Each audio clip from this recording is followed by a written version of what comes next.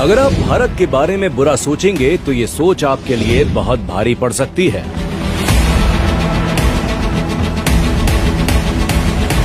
बांग्लादेश के प्रति सख्त कदम उठाते हुए भारत ने इसके स्पष्ट संकेत दे दिए हैं।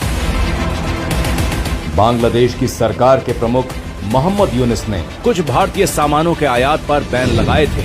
साथ ही बांग्लादेश इस मुगालते में था कि भारत के नॉर्थ ईस्ट के राज्य परिवहन के लिए समंदर की पहुंच से दूर हैं। लेकिन भारत के कड़े कदम से बांग्लादेश घुटनों पर आने को मजबूर होने जा रहा है।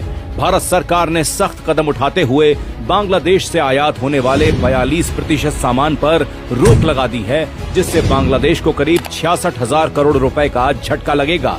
इतना ही नहीं, इस कठोर कदम के बाद बांग्लादेश रेडीमेड कपड़े, प्रोसेस्ड फूड और प्लास्टिक आइटम्स जैसे सामान डॉक्टर श्यामा प्रसाद मुखर्जी बंदरगाह कोलकाता और नावा शेवा पोर्ट मुंबई से ही भेज सकेगा। जमीनी रास्ते से एंट्री को भी पूरी तरह बैन कर दिया गया है। एक और जहां बांग्लादेश को उसी की भाषा में पाठ पढ़ा दिया गया है, तो वहीं पिछले 10 सालों में भारत का नॉर्थ ईस्ट विकास की नई वार्तें लिख चुका है। पूर्वोत्तर का पहला एम्स गुवाहाटी असम में स्थापित किया गया। मणिपुर में भारत की पहली नेशनल स्पोर्ट्स यूनिवर्सिटी की स्थापना हुई। 1002 बिस्तरों के साथ सिक्किम का दूसरा सबसे बड़ा सरकारी अस्पताल बनाया गया। मेघालय में पहला खेलो इंडिया स्कूल स्थापित हुआ। अरुणाचल प्रदेश और सिक्किम को पहली बार भारत की हवाई सेवा से जोड़ा गया।